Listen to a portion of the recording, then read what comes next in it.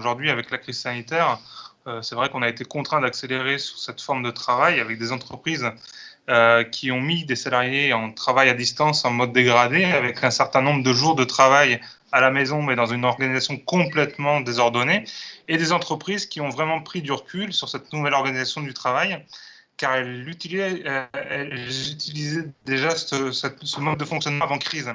Elles ont donc listé notamment les métiers qui se prêtent ou non au télétravail, les salariés qui peuvent télétravailler ou non. Il faut que le télétravailleur ait une certaine indépendance, une certaine autonomie sur son poste.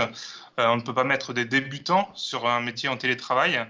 Après, il est absurde de contester que le numérique est présent dans nos sociétés, pardon.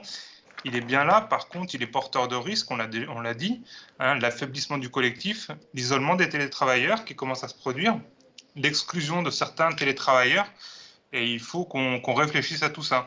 Alors, le télétravail accentue aussi les inégalités entre les salariés qui peuvent télétravailler et ceux qui ne le peuvent pas.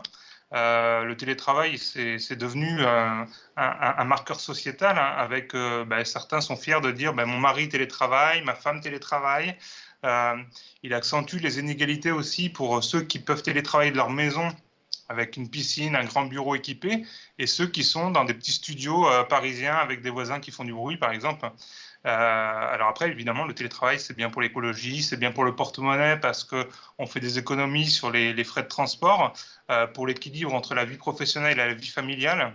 Par contre, socialement, on pense que c'est une catastrophe, et pas, car l'entreprise a un vrai rôle social qui est important dans notre société. Il faut donc qu'on réussisse à mixer du télétravail et du travail en présentiel.